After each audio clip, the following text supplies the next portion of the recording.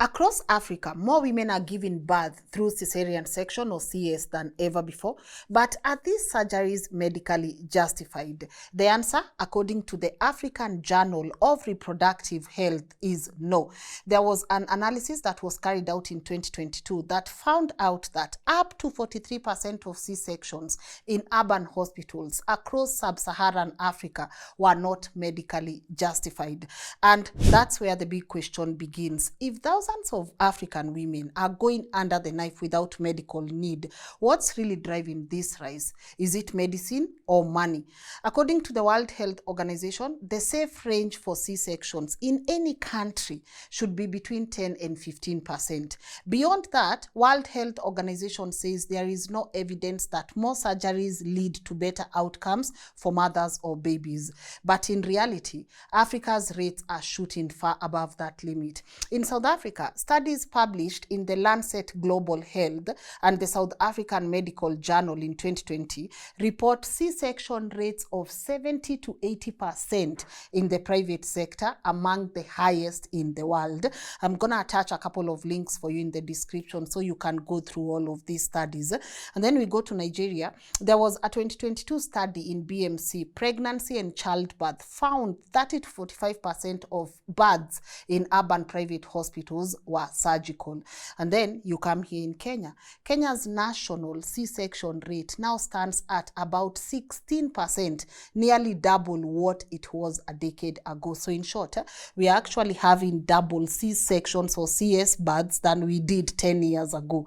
That is actually shocking. So yes, C-sections save lives when they are needed, but when almost half of them are not, we have to ask whose interests are really being served here, because we gotta ask these important questions. But before we even answer, I'm gonna take you back to our history, because sometimes when I come here, I want to remind you what our ancestors used to do.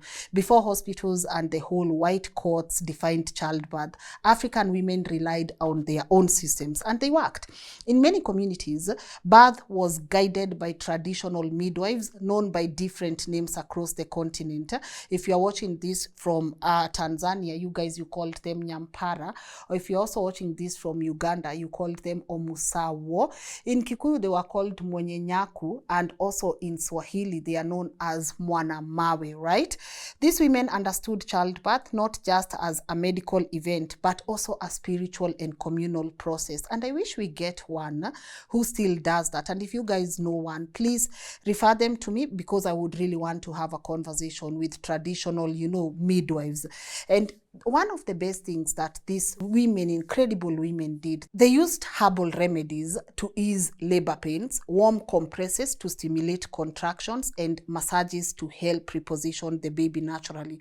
Complications were rare, and when they occurred, elders knew when to intervene or when to send help. Have this conversation with maybe your parents and ask them, how are you born? How was the process like? Or even if your grandmother is still alive, just have this conversation with them. So maybe they can also talk to you about some of the herbal medicines they used. I know we are going to have a whole conversation on our herbal medicine, but it's a good time for you to start that conversation with your loved ones at home. According to a 2019 report by the World Health Organization, WHO, and UNFPA, traditional birth attendants handled more than 60% of rural deliveries across sub-Saharan Africa before the 1980s. Are we together? So we cannot sit here and say the way our ancestors did it was wrong. Even WHO is able to admit that what our ancestors were doing or our great-grandparents were doing actually worked. But again, as colonial governments and missionary hospitals expanded, this indigenous system was branded as what? Unsafe and unscientific. So what we are bringing you guys is what is safe. What you guys have been practicing for a long time is primitive, unsafe, and what? Unscientific. And the shift was not just medical, it was also cultural. Women were told that giving birth in a hospital was the only modern and respectable choice. And us as Africans, we've normalized leaving the things that used to benefit us and going straight to something that is being called safe and modern without even questioning it, right? So by the 1990s, Most African governments had officially phased out or restricted traditional midwives. They replaced them with state-certified nurses who are trained under Western models of medicine. And that decision, while aimed at reducing maternal deaths, also erased centuries of local knowledge about pregnancy and natural birth. Like sometimes, I don't know if I'm the only one, but don't you miss those instances where you would see it, as a community? And I don't know, I honestly miss those moments when we as Africans would sit in a very communal way and just brainstorm and do our own two activities, So anyways, in erasing all these things, obviously it handed over the control of childbirth, once a communal affair, to institutions and profit-driven systems. At first, I know this looks like progress. Hospitals are cleaner, equipment are available, and doctors are better trained. But over the years, childbirth stopped being a community process and became a medical procedure that is now being managed by institutions. And with time, the focus shifted from care to convenience, from women to systems. Who cares about women anymore, And in some cases, from health to business.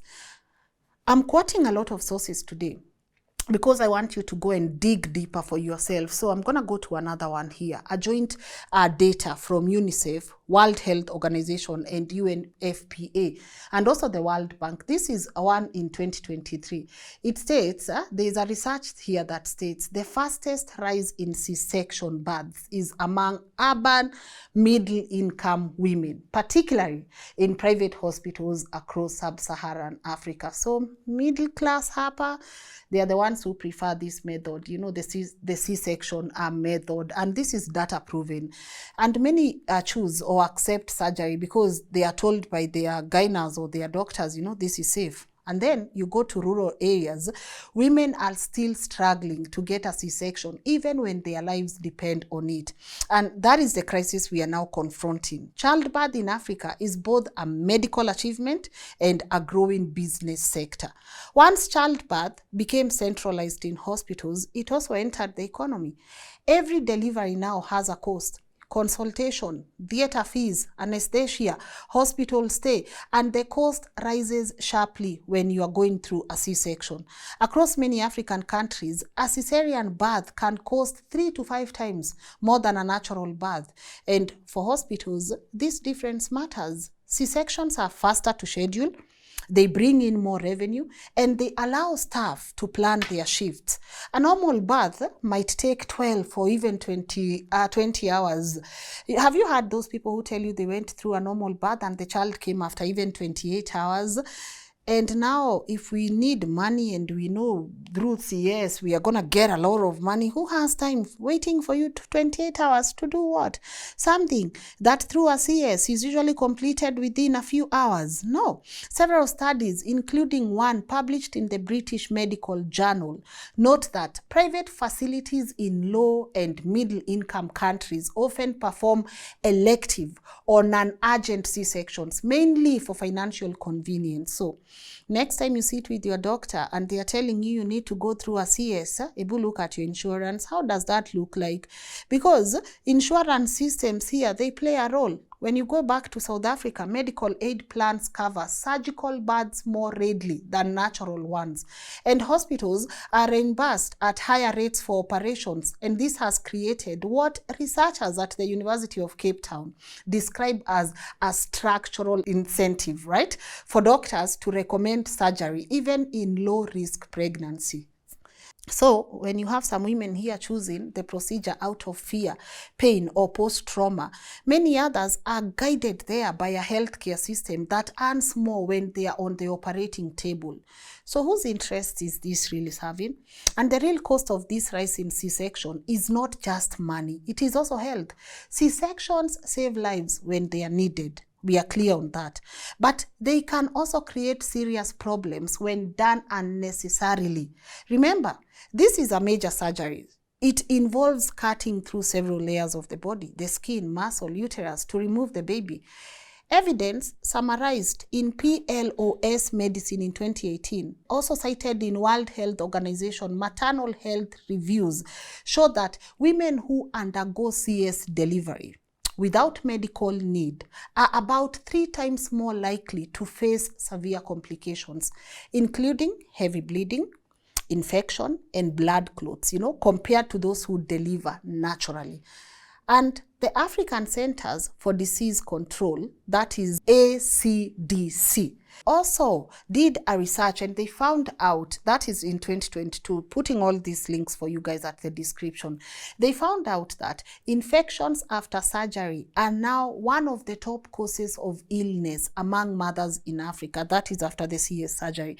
And there's also the issue of repeat surgeries. When a woman has more than one C-section, scar tissue builds up around the womb, and that makes future pregnancies riskier and can also cause life-threatening conditions like uterine rupture, etc., etc.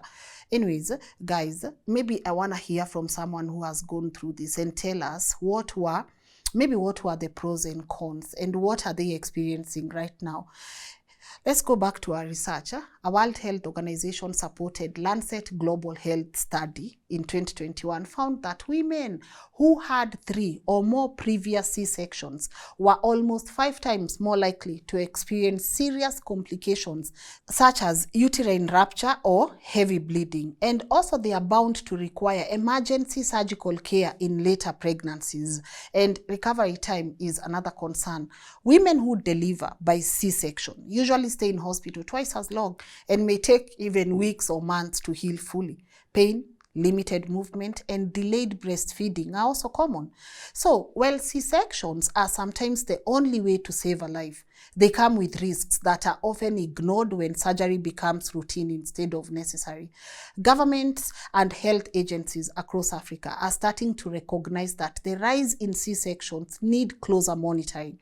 The World Health Organization has urged countries to carry out what it calls C-section audits, routine checks to confirm whether each surgery was medically necessary or not. And these audits are meant to keep hospitals accountable and protect women from unnecessary procedures.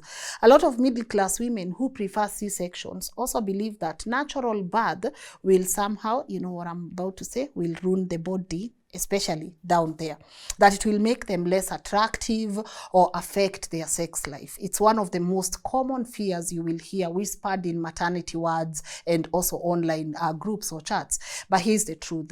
Medical research has been very clear. Natural births do not ruin a woman's body or her sexual function. The British Journal of Obstetrics and Gynecology looked at data from over 15,000 women and found no long-term difference in sexual satisfaction between those who gave birth naturally and those who had C-sections. Both groups experienced temporary changes like soreness or dryness, in the first few months after delivery, but these healed with time. So you gotta take time, you gotta take a bit of rest, and pelvic floor exercises. And doctor says that what really affects sexual satisfaction is not the mode of birth, it's emotional connection, hormonal balance, and overall health. So let no one lie to you that if you give birth naturally, it is going to affect some things down there. There is a research that has been conducted, and that is why today I'm heavy on facts, so that you guys can go through those articles or those releases or those research or those reports for yourself. So, while we are here saying, vaginal delivery can sometimes cause short-term stretching or small tears, the idea that it permanently damages a woman's body or sex life is a myth. That is not a medical fact. It is a fear that has been repeated so many times that people have started to believe it. And it's one of the reasons many women are choosing surgery when they don't actually need it. So maybe the real question is not just around birth. It's also about power. We have to ask, who are the people who are making these decisions? Who are the people that are lying to you? Who benefits from these decisions and who pays the price? Because a system that is going to cut too many women wide open in cities while letting others die in villages is not balanced. It is a very broken system. Africa does not need to choose between traditional and technology. It needs to combine both, to remember what worked, fix what doesn't, and return birth to where it belongs, in the hands of women, not systems. systems. And I hope we advocate more for that. I hope we advocate for the return of traditional midwives. I hope we actually advocate for the C-section audits so that we can be able to look at Kenya and say, this year, Kenya has conducted 6,000 C-sections. How many of them were medically justified? Or is this just a case of insurance, kuna pesa mob sana kwa C-section? But I'm here and I want to hear your views on the same. Clearly, there are so many researches and there are so many articles that have been written about these things. And also, it's a very lucrative industry, especially when you combine hospitals, insurance, and CS. So if you are torn between CS and natural birth, just dig deeper first by yourself, you know, because at the end of the day, I think we are living in a continent where you can't even trust a professional when they tell you what you need is a CS. Guys, always remember CS save time, a lot of time. And once the doctors and the hospitals are done with you, the rest is up to you. The pain you feel, what happens the next pregnancy, that is up to you. They are done with their job. They've taken their money and then they leave you alone, you know. But I would love to hear your views on this. Share your thoughts on the comment section. Check on the description box for the links that definitely helped me during this whole research. And let's pick that conversation. Let us have more of these conversations. Loving your feedback on our Depo-Provera episode. I really love that we are able to, when I see comments and people are saying, Lynn, this is very educative. I think for me, my job is done here.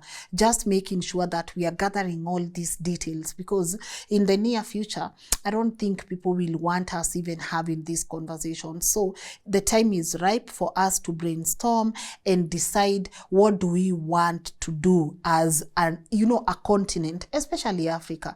Please, let's stop normalizing everything that comes to us because it looks safe, it's a bit modern, has a bit of aesthetics, then we go for it. As we said, CS is very necessary to women who cannot do without it. Their lives depend on it. The child depends on it. Let us leave that to them, right? But I understand maybe there's not a lot of money there, so I don't know, guys. I encourage everyone, by the way, lately to just study things for themselves, because I tell you, there's a reason why Africans will suffer from so many distractions. People don't want you learning and relearning. People want you just, you know, like, people just want you in a space where they control you and they tell you this is the way forward. People don't want you elevating your mind, your mindset. No, they don't want you to do that. Because once you do, and once a collective of women decide, you know what, I think it's time for us to go back to our tradition, childbirth methods, when we have our midwives, you know, when this is all communal, when women decide that for themselves, the healthcare loses money. And do you think they want you thinking for yourself? No, they don't want you thinking for yourself. So leave me your feedback on the comment section.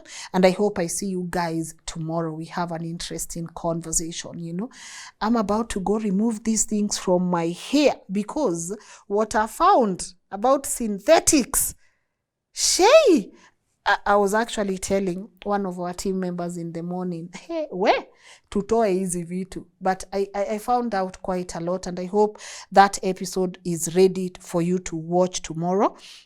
If not, you can watch it the next day, but there's a lot of things going on that we need to open our eyes to. Sawa. Thank you for your support. I see the people who are also contributing towards independent journalism. I see our MPESA messages. I really appreciate you for that.